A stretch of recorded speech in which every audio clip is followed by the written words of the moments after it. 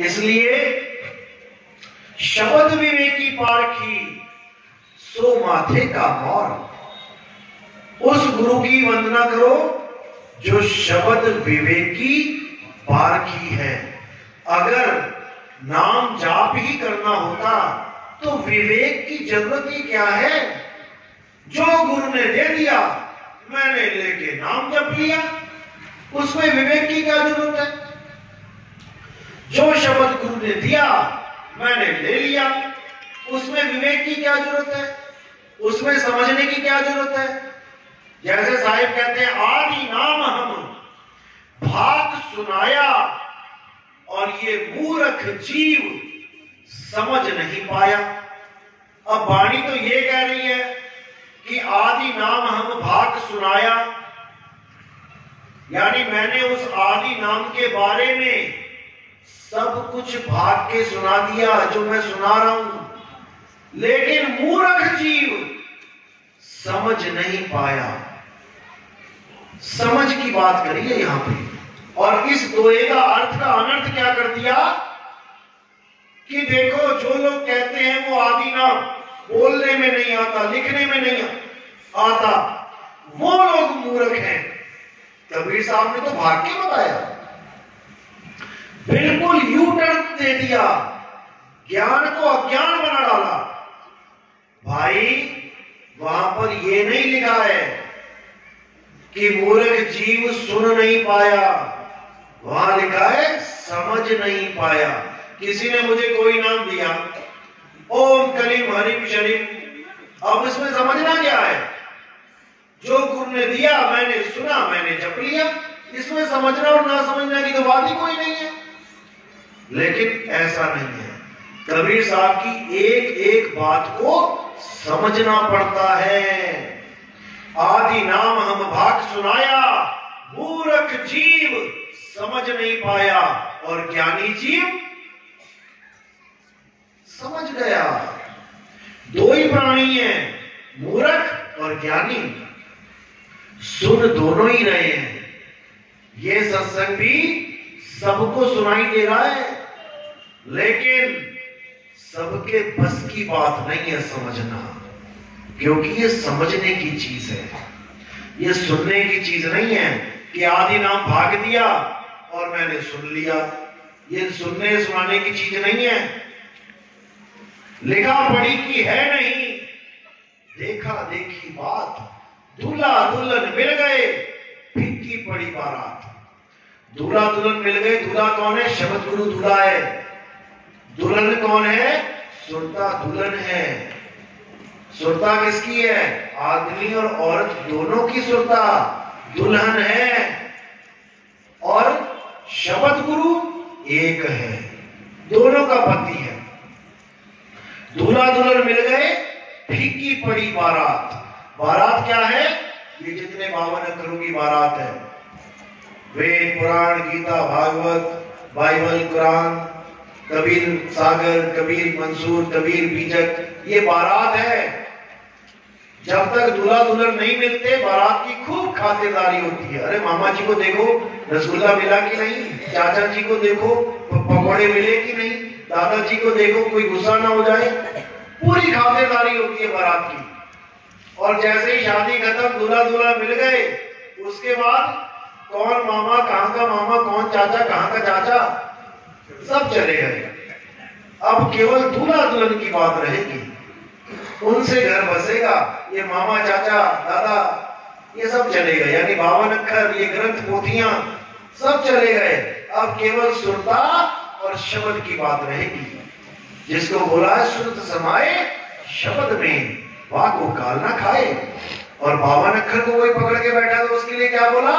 अरे पोथी पढ़ पढ़ जगमुआ, भयो ना पंडित कोई, एक अक्षर पीव का पढ़े सो पंडित होए। इसमें भी मिलावट कर दी, ढाई अक्षर प्रेम का बना दिया। कबीर साहब ढाई अक्षर की बात नहीं करते थे, कबीर साहब एक अक्षर की बात करते थे। कबीर साहब ने हमेशा एक अक्षर की बात कही है। अरे 52 अक्षर जोरे आन, सकिया ना अक्षर एक पहचान। वो एक अक्षर क्या है? वो हमारी अविनाशी आत्मदेव है। उसी एक अक्षर को, उसी अविनाशी को जानना है। यही हमारा परम लक्ष्य है। इसके अलावा जो भी तुम कर रहे हो वो सब एक जीवन जीने के लिए, दुनिया में रहने के लिए, खाने पीने के लिए, ये सब क्रियाएं हैं। आत्मज्ञान जान लिया तो समझो मनुष्य चूल्हा सफल हो गया। आत्मज्ञान नहीं जाना तो समझो अज्ञानता में ही चोला बर्बाद कर दिया। और उसके बाद लाख 84 सामने खड़ी है।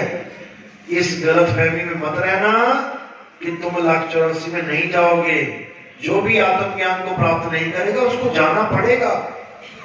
केवल वही बचेंगे जो आत्मा के ज्ञान में आ जाएंगे।